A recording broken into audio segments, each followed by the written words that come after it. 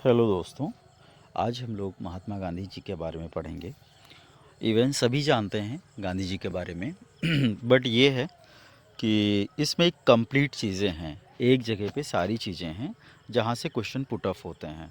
वो किसी भी एग्ज़ाम में, चाहे आरओ हो, एआरओ हो, जिस किसी भी एग्ज़ाम में क्वेश्चन पुट होते हैं, तो कोई भी क्वेश्चन छूटेगा नहीं। यदि गांधी जी के बारे में क्वेश्चन पूछे जा रहे हैं तो आई होप कि इस टॉपिक के अलावा फिर और कहीं से पूछे नहीं जाएंगे। अप्रॉक्स इसमें 16 पेजेस का है ये नोट्स, तो इसी के बारे में हम लोग आज देखते हैं। ओके गाइस, तो let's start with it. Gandhi ji के बारे में बात करें तो जन्म 2 अक्टूबर और 1869 में। करमचंद गांधी इनके पिताजी रहे, माता पुतलीबाई थी, पत्नी कस्तूरबा गांधी, और मृत्यु जो है 30 जनवरी 1948 में, है ना। पुत्र थे हरिलाल, मणिकलाल, रामदास, देवदास। 1869 में क्या होता है जन्म 2 अक्टूबर पोरबंदर, काठियावाड़, गुजरात। प्राइमरी स्कूल में अध्ययन 1876, कस्तूरबा से सगाई। 1881 में राजकोट हाई स्कूल में अध्ययन। 1883 में 13 साल की उम्र में कस्तूरबा से विवाह हुआ। 1885 में 63 वर्ष की आयु में पिता का निधन हो गया। 1887 में मैट्रिक पास कर भावनगर के सामलदास कॉलेज में प्रवेश किया, फिर एक सत्र बाद कॉलेज छोड़ दिया। 1888 में क्या होता है, प्रथम पुत्र का जन्म हुआ, वकालत पढ़ने इंग्लैंड रवाना हुआ। 1891 वकालत पढ़ाई पूरी कर देश लौटे। माता पुतलीबाई का निधन, बम्बई तथा राजकोट में वकालत की। 1893 भारतीय मुस्लिमों द्वारा एक व्यवसाय संघ की मांग पर केस लड़ने दक्षिण अफ्रीका के टॉलस्टाई की राजधानी प्रिटोरियो पहुंचे। वहां उन्हें सभी प्रकार के रंगभेद का सामना करना पड़ा। 1894 में क्या होता है, रंगभेद का सामना करने, वहीं रहकर समाज कार्य करने तथा वकालत करने का फैसला लिया। नेटॉल इंडियन कांग्रेस की स्थापना की। 1896 में 6 महीने के लिए भारत लौटे तथा पत्नी तथा 2 बच्चों को नेटाल ले गए। 1899 में ब्रिटिश सेना के लिए बोअर युद्ध में भारतीय एम्बुलेंस सेवा तैयार की। इसके बाद 1901 की शुरुआत होती है। सपरिवार स्वदेश रवाना हुए तथा दक्षिण अफ्रीका में बसे भारतीयों को आश्वासन दिया कि वे जब भी आवश्यकता महसूस करेंगे वापस लौट आएंगे। देश का दौरा किया, कलकत्ता के कांग्रेस अधिवेशन में भाग लिया तथा बम्बई में वकालत का दफ्तर खोला। कब? 1901 में। 1902 में क्या होता है, भारतीय समुदाय द्वारा बुलाए जाने पर दक्षिण अफ्रीका पुनः वापस लौटे। 1903 में जोहान्सबर्ग में वकालत का दफ्तर खोला, इंडियन ओपिनियन की स्थापना की। 1904 में इंडियन ओपिनियन साप्ताहिक पत्र का प्रकाशन आरंभ किया। 1906 जुलू विद्रोह के दौरान भारतीय एम्बुलेंस सेवा तैयार की। एशियाटिक ऑर्डिनेंस डे विरुद्ध जोहान्सबर्ग में प्रथम सत्याग्रह अभियान प्रारंभ किया 1906 में। 1907 में क्या होता है, ब्लैक एक्ट, भारतीयों तथा अन्य एशियाई लोगों के जबरदस्ती पंजीकरण के विरुद्ध सत्याग्रह। 1909 सिविल डिसोबीडियंस से प्रभावित होकर लियो टॉलस्टॉय से पत्राचार शुरू किया, जिनके kingdom of God is with in you से गांधी जी काफ़ी प्रभावित थे। जून में क्या होता है, भारतीयों का पक्ष रखने इंग्लैंड रवाना हुए। नवंबर में दक्षिण अफ्रीका वापसी के समय जहाज़ में हिंद स्वराज लिखा। 1908 में सत्याग्रह के लिए प्रथम बार जोहान्सबर्ग में कारावास दंड, आंदोलन जारी रखा तथा आंदोलन जारी रहा तथा द्वितीय सत्याग्रह में पंजीकरण प्रमाण पत्र चलाए गए, पुनः कारावास दंड मिला।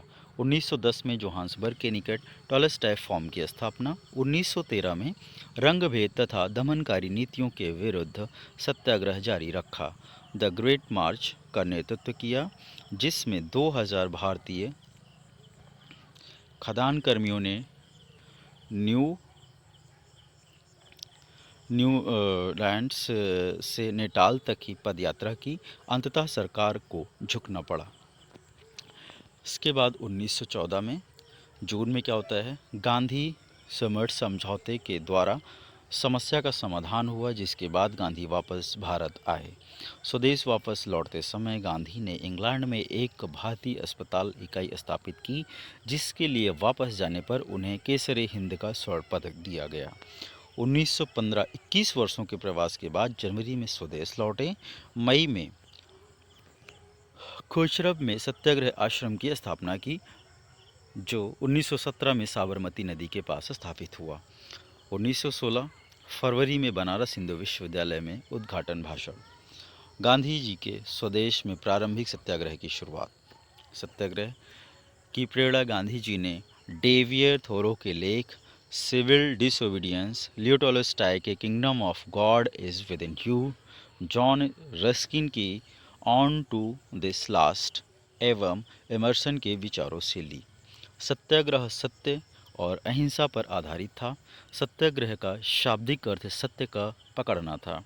गांधी जी इस बात से चिंतित थे कि सत्याग्रह को कैसे निष्क्रिय प्रतिरोध से अलग किया जाए, क्योंकि सत्याग्रह एक अलग तकनीक पर आधारित था, जिसमें उपवास, हिजरत, बंदी तथा हड़ताल प्रमुख था।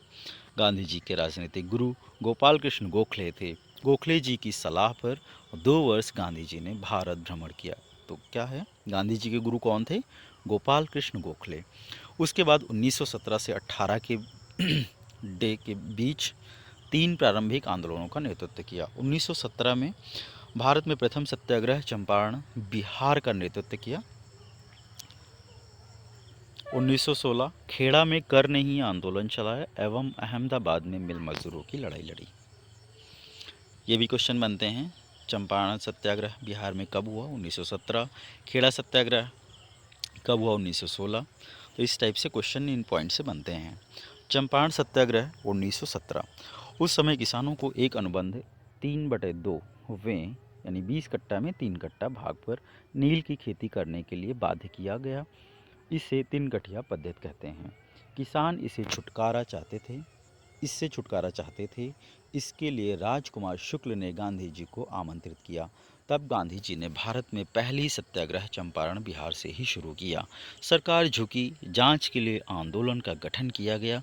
इस पद्धति को समाप्त कर वसूली का 25% हिस्सा किसानों को वापस दिया गया।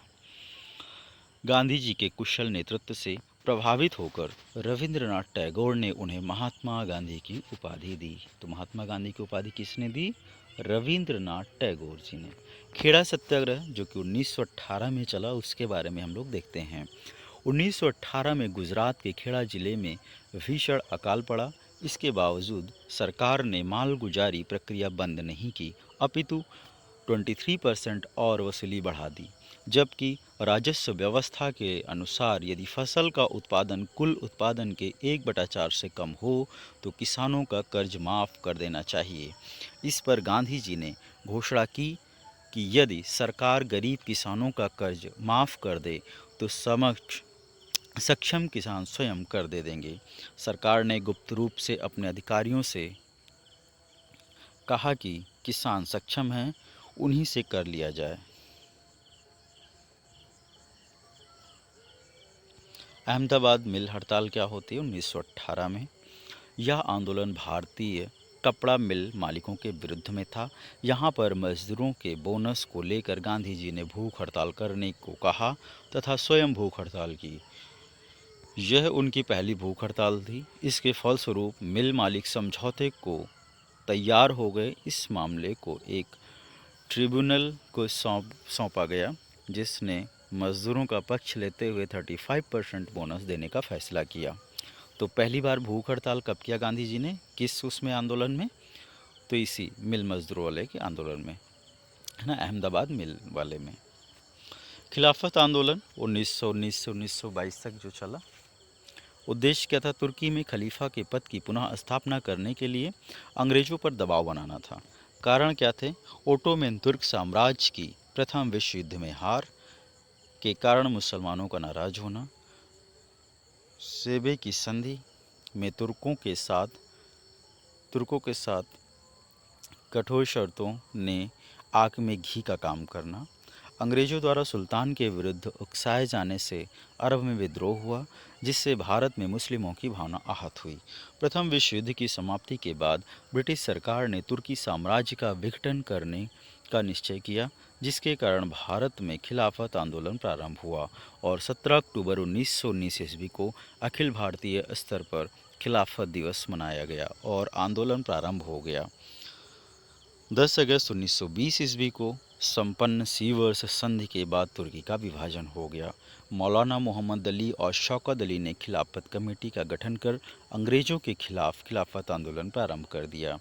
इस आंदोलन का समर्थन कांग्रेस द्वारा किया गया, क्योंकि महात्मा गांधी के विचार में अंग्रेजों के खिलाफ हिंदू और मुसलमानों के एक होने का एक स्वर्णिम अवसर था। जब मुस्तफ़ा कमाल पाशा के नेतृत्व में तुर्की के खलीफा की सत्ता समाप्त कर दी गई तो 1922 में यह आंदोलन स्वतः ही समाप्त हो गया। असहयोग आंदोलन 1920 से 1922 तक। गांधी जी को रॉलेट एक्ट एवं मॉन्टेग्यू चेम्सफोर्ड सुधार में बड़ा आघात लगा। मुसलमानों ने भी खिलाफत कमेटी का गठन कर खिलाफत आंदोलन शुरू किया। गांधी जी ने अंग्रेजों के खिलाफ असहयोग आंदोलन चलाने का निश्चय किया।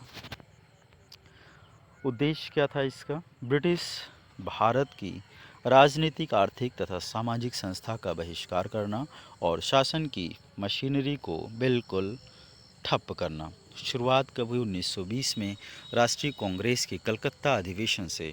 बाद में दिसंबर 1920 ईस्वी में कांग्रेस के नागपुर अधिवेशन में इस निर्णय को स्वीकृति दी गई। जनवरी 1921 में कांग्रेस द्वारा गांधी जी के नेतृत्व में ईमानदारी पूर्वक सहयोग आंदोलन प्रारंभ किया गया। असहयोग आंदोलन को सफल बनाने हेतु किए गए प्रयास। सरकारी उपाधियां, वैतनिक तथा अवैतनिक पदों का त्याग, सरकारी उत्सवों अथवा दरबारों में सम्मिलित न होना, सरकारी एवं अर्ध सरकारी स्कूलों का त्याग, 1919 के अधिनियम के अंतर्गत होने वाले चुनावों का बहिष्कार, सरकारी अदालतों का बहिष्कार, विदेशी माल का बहिष्कार।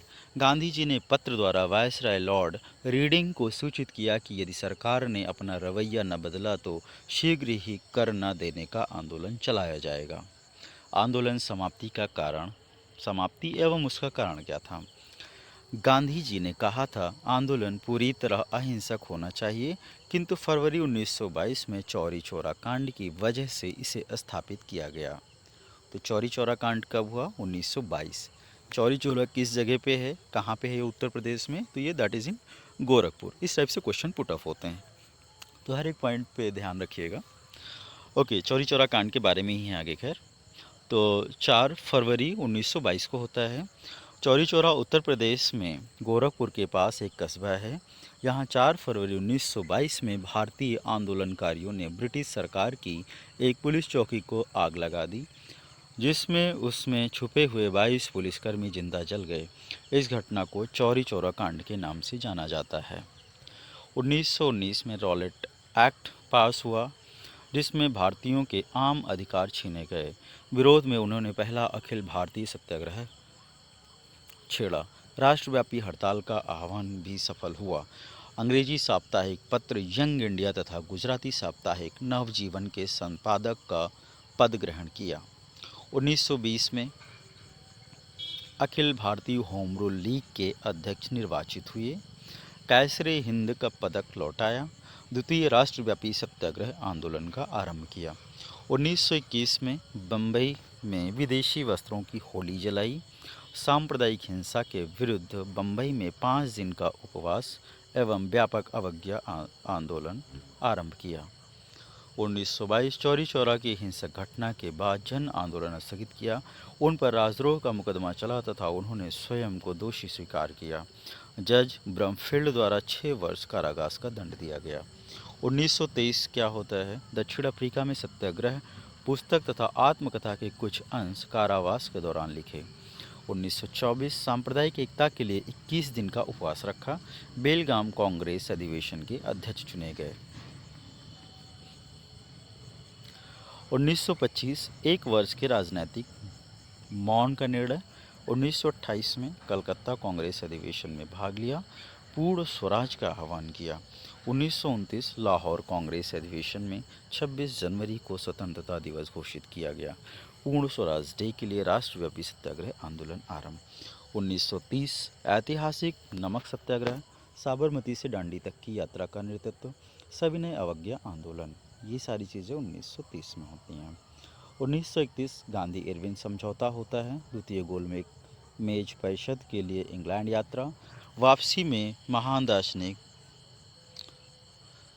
रोला से भेंट की। इसके बारे में कुछ चीज़ें देखते हैं। साइमन कमीशन 1919 के भारत शासन अधिनियम की समीक्षा के लिए इस आयोग का गठन किया गया। अध्यक्ष सर जॉन साइमन। विरोध का कारण इस आंदोलन में एक भी भारतीय नहीं था, इसलिए भारतीयों को लगता है था कि इसकी रिपोर्ट में पक्षपात होगा और अंग्रेजों के हितों का ध्यान रखा जाएगा। बहिष्कार का निर्णय क्या हुआ? कांग्रेस के मद्रास अधिवेशन 1927 में M.A. अंसारी की अध्यक्षता में। भारत आगमन 3 फरवरी 1928 को साइमन कमीशन भारत पहुंचा। साइमन कमीशन से जुड़े कुछ तत्व। जब लाहौर लाठीचार्ज में लाला लाजपत राय घायल हुए तो उन्होंने कहा, मेरे ऊपर लाठियों से किया गया एक एक वार अंग्रेज शासन की ताबूत की आखिरी कील साबित होगी। तो लाला लाजपत राय की मृत्यु कब हुई? 1928। 1928 से 1929 के बीच कमीशन 2 बार भारत आया और मई 1930 में अपनी रिपोर्ट प्रस्तुत की, जिस पर लंदन में आयोजित गोलमेज सम्मेलन पर विचार होना था। साइमन कमीशन की प्रमुख सिफारिशें। प्रांतों में दोहरा शासन समाप्त करके प्रांतों में उत्तरदायी शासन स्थापित करना। केंद्रीय शासन में किसी प्रकार का परिवर्तन नहीं किया जाए। भारत के लिए संघीय शासन की स्थापना की जाए। उच्च न्यायालय को भारतीय सरकार के अधीन किया जाए। अल्पसंख्यकों के हितों के लिए गवर्नर और गवर्नर जनरल को विशेष शक्तियाँ दी जाएं। प्रांतीय विधानमंडलों के सदस्यों की संख्या में वृद्धि कर दी जाए। संघ की स्थापना से पहले भारत में एक बृहत्तर भारतीय परिषद की स्थापना की जाए। बर्मा को ब्रिटिश भारत से अलग किया जाए। अखिल भारतीय संघ के विचारों को न माना जाए।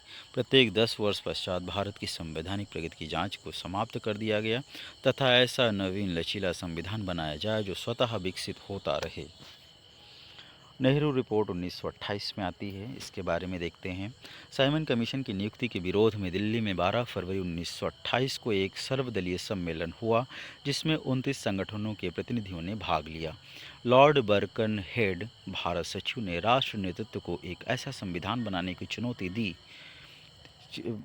चुनौती थी जिसे सभी स्वीकार करें। 1927 में मद्रास अधिवेशन में यह तय किया गया कि अन्य राजनीतिक दलों की संविधान का मसौदा बनाया जाए। 19 मई 1928 को डॉक्टर अंसारी की अध्यक्षता में बम्बई में सर्वदलीय सम्मेलन हुआ। इसमें मोतीलाल नेहरू की अध्यक्षता में एक समिति गठित की गई, जिसे संविधान सभा का मसौदा तैयार करने का कार्य सौंपा। नेहरू समिति ने 28 अगस्त 1928 को अपनी रिपोर्ट सौंपी। इसे लखनऊ में आयोजित सभा में स्वीकार किया गया। नेहरू समिति रिपोर्ट की महत्वपूर्ण सिफारिशें। देश के नए संविधान का स्वतंत्र उपनिवेश पर आधारित होने की मान्यता। विवेक व्यवसाय तथा धर्म की स्वतंत्र व्यवस्था। भारत को डोमिनियल स्टेट का दर्जा दिया जाए। सांप्रदायिक निर्वाचन प्रणाली को समाप्त किया जाए। संयुक्त निर्वाचन प्रणाली अपनाई जाए। भारत में उच्च न्यायालय की स्थापना हो। संघ लोक सेवा आयोग की स्थापना की जाए। भाषाई आधार पर प्रयत्नों का गठन हो। भारत में धर्मनिरपेक्ष राज्य होगा, किंतु अल्पसंख्यकों को धार्मिक एवं सांस्कृतिक हितों का पूर्ण संरक्षण होगा। केंद्र एवं प्रांत के संघीय आधार पर शक्ति का विभाजन हो। युवा सार्वभौम मताधिकार की व्यवस्था की जाए। दंडी मार्च नमक सत्याग्रह के बारे में दिसंबर 1929 में हुआ। कांग्रेस के लाहौर अधिवेशन में पूर्ण स्वराज का झंडा फहराया गया। कब? 1929 में। गांधी द्वारा उद्घोषणा की गई कि शैतान ब्रिटिश शासन के समक्ष समर्पण ईश्वर तथा मानव के विरुद्ध अपराध है। इस घोषणा के समय ही 26 जनवरी 1930 ईस्वी में पूरे देश में स्वतंत्रता दिवस मनाया गया। 26 जनवरी 1930 में गांधी जी ने 12 मार्च 1930 को साबरमती आश्रम से 78 अनुयायियों के साथ 24 दिनों की पद यात्रा की। 5 अप्रैल को दांडी पहुंचकर 6 अप्रैल को नमक का कानून तोड़ा। कितने किलोमीटर? लगभग 385 से 390 किलोमीटर तक चले थे। सुभाष चंद्र बोस ने इसकी तुलना नेपोलियन के पेरिस मार्च व मुसोलिनी के रोम मार्च से की। दर्सना में नमक सत्याग्रह का नेतृत्व सरोजिनी नायडू, इमाम साहब, माणिकलाल गांधी जी के बेटे ने किया। उत्तर पूर्व में इस आंदोलन का नेतृत्व 13 वर्षीय नागा महिला ने किया। जवाहरलाल नेहरू ने इसे रानी की उपाधि दी। इन्हें नागालैंड की जॉन ऑफ आर्क भी कहा जाता है। सविनय अवज्ञा आंदोलन 6 अप्रैल 1930 को जो शुरू होता है, ब्रिटिश साम्राज्यवाद के विरुद्ध भारतीय राष्ट्रीय कांग्रेस एवं मुख्य रूप से गांधी जी के नेतृत्व में चलाया गया। कारण क्या थे इसके? यंग इंडिया में लेख द्वारा ब्रिटिश सरकार से 11 सूत्री अंतिम मांग पत्र, जिसमें पूर्ण स्वतंत्रता की मांग शामिल नहीं थी, प्रस्तुत किया गया। गांधी जी द्वारा 41 दिनों तक सरकार की प्रतिक्रिया का इंतजार किया गया। सरकार ने मांगे नहीं मानी, तब सविनय अवज्ञा आंदोलन शुरू किया गया 6 अप्रैल 1930 को दांडी मार्च से। अंतिम पत्र से भारतीयों की 11 सूत्री मांगों की प्रस्तुति। भूमि कर में 50% की कमी, नमक कर तथा सरकार द्वारा नमक कर पर एकाधिकार की समाप्ति, तटीय संचार पर भारतीयों के लिए आरक्षण, रुपया स्टर्लिंग विनिमय अनुपात को कम करना, देशी कपड़ा उद्योगों को संरक्षण देना, सैनिक खर्च पर 50% की कमी, सिविल प्रशासन पर 50% खर्च में छूट, मादक द्रव्यों पर पूर्णतः रोक, सभी राजनीतिक कैदियों की रिहाई, CID में परिवर्तन, आर्म्स एक्ट में परिवर्तन जिसमें नागरिक अपनी सुरक्षा के लिए हथियार रख सके। प्रथम 2 मांगे किसानों की मांगे थी। संख्या 3 से 5 तक बुर्जुआ प्रकृति की मांगें थीं, जबकि अंतिम 6 मांगे भारत की आम जनता द्वारा की गई थी। सविनय अवज्ञा आंदोलन के उद्देश्य क्या थे? कुछ विशिष्ट प्रकार के गैर कानूनी कार्य सामूहिक रूप से करके ब्रिटिश सरकार को झुका दिया। प्रभाव क्या रहा इसका? ब्रिटिश सरकार ने आंदोलन को दबाने के लिए सख्त कदम उठाए और गांधी जी समेत अनेक नेताओं को जेल में डाल दिया। गांधी इरविन समझौता। ब्रिटिश राजनीतिज्ञ कांग्रेस व गांधी जी का साथ चाहते थे। ब्रिटिश राजनीतिज्ञ कांग्रेस व गांधी जी का साथ चाहते थे। लगातार प्रयासों के बाद सरकार तथा कांग्रेस के बीच समझौता हुआ। इसके परिणाम स्वरूप गांधी जी तथा गवर्नर जनरल लॉर्ड इरविन द्वारा मार्च 1931 में एक समझौता पत्र पर हस्ताक्षर किए गए, जिसे गांधी इरविन समझौता कहते हैं। गांधी इरविन समझौते का उद्देश्य: इसके तहत कांग्रेस की ओर से द्वितीय गोलमेज सम्मेलन में भाग लेने, सविनय अवज्ञा आंदोलन बंद करने की एवं पुलिस ज्यादती पर जांच के लिए दबाव नहीं देने की बात मान ली गई। सरकार की ओर से सभी अध्यादेशों की वापसी तथा अभियोगों की समाप्ति, हिंसा के दोषी राजनीतिक कैदियों को छोड़कर अन्य सभी राजनीतिक कैदियों की रिहाई आदि बातें मान ली गईं। द्वितीय गोलमेज सम्मेलन 1931। गांधी जी द्वारा लंदन में द्वितीय गोलमेज सम्मेलन में कांग्रेस के सदस्य के रूप में भाग लिया, लेकिन सांप्रदायिक समस्या के विवाद के कारण असफल रहा तथा सरकार द्वारा दमनकारी नीतियों को फिर से लागू करने के कारण जनवरी 1932 ईस्वी में सविनय अवज्ञा आंदोलन की पुनः शुरुआत की गई। 1932 यरवदा जेल में अस्पृश्यों के लिए अलग चुनावी क्षेत्र के विरोध में उपवास, यरवदा पैक्ट को ब्रिटिश अनुमोदन तथा गुरुदेव की उपस्थिति में उपवास तोड़ा। 1933 साप्ताहिक पत्र हरिजन आरंभ किया। साबरमती तट पर बने सत्याग्रह आश्रम का नाम बदलकर हरिजन आश्रम कर दिया तथा उसे हमेशा के लिए छोड़कर देशव्यापी अस्पृश्यता विरोधी आंदोलन छेड़ा। 1934 अखिल भारतीय ग्रामोद्योग संघ की स्थापना की। 1936 वर्धा के निकट के गांव का चयन, जो बाद में सेवाग्राम आश्रम बना। अस्पृश्यता निवारण अभियान के दौरान दक्षिण भारत की यात्रा की 1937 में। इसके बाद 1938 में बादशाह खान के साथ NWFP का दौरा किया। 1940 में व्यक्तिगत सत्याग्रह की घोषणा की। विनोबा भावे को उन्होंने पहला व्यक्तिगत सत्याग्रही चुना। तो पहला व्यक्तिगत सत्याग्रही कौन था? विनोबा भावे जी। 1942 में क्या होता है? हरिजन पत्रिका का 15 महीने बाद पुनः प्रकाशन किया। क्रिप्स मिशन की असफलता हुई 1942 में। भारत छोड़ो आंदोलन कब? 9 अगस्त 1942, ये डेट याद रखिएगा। भारत को जल्दी आज़ादी दिलाने के लिए महात्मा गांधी द्वारा अंग्रेजी शासन के विरुद्ध एक बड़ा फैसला था। करो या मरो, डू और डाई का जो नारा था इसी में दिया गया था। इसका जो रिजल्ट रहा वो क्या था? यह आंदोलन भारत को स्वतंत्र भले न करवा पाया हो, लेकिन इसका दूरगामी सुखदायी रहा। इसके लिए भारत की स्वाधीनता के लिए किया जाने वाला अंतिम महाप्रयास कहा जाता है। इसे जो है अंतिम प्रयास कहा गया।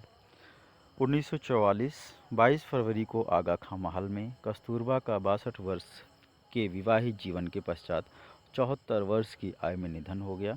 1946 ब्रिटिश कैबिनेट मिशन से भेंट, पूर्वी बंगाल के 49 गांवों की शांति यात्रा जहां सांप्रदायिक दंगों की आग भड़की हुई थी। 1947 में क्या? सांप्रदायिक शांति के लिए बिहार यात्रा, नई दिल्ली में लॉर्ड माउंटबेटन तथा जिन्ना से भेंट, देश विभाजन का विरोध, देश के स्वाधीनता दिवस 15 अगस्त 1947 को कलकत्ता में दंगे शांत करने के लिए उपवास तथा प्रार्थना किया। गांधी जी दो लोगों से हमेशा परेशान रहते थे, मोहम्मद अली जिन्ना और अपने बेटे हरीलाल से। मोहम्मद अली जिन्ना, जिन्हें असहयोग आंदोलन में सबसे पहले गिरफ्तार कर लिया गया था। तेज बहादुर, सपड़ू और M.R. जफर की सहायता से गांधी इरविन समझौता हो पाया था। भारत छोड़ो आंदोलन के समय गांधी सहित अन्य नेताओं का गिरफ्तार करने की योजना को ब्रिटिश सरकार ने ऑपरेशन जीरो आवर्स नाम दिया था। गांधी जी की आत्मकथा my experience with truth Gujarati भाषा में लिखी गई। गोलमेज सम्मेलन, साइमन कमीशन की रिपोर्ट पर विचार विमर्श के लिए 12 नवंबर 1930 को लंदन में प्रथम गोलमेज सम्मेलन हुआ, जिसमें 89 सदस्यों ने भाग लिया, किंतु कांग्रेस ने नहीं। द्वितीय गोलमेज सम्मेलन 84 दिन एवं तृतीय गोलमेज सम्मेलन 37 दिन तक चला।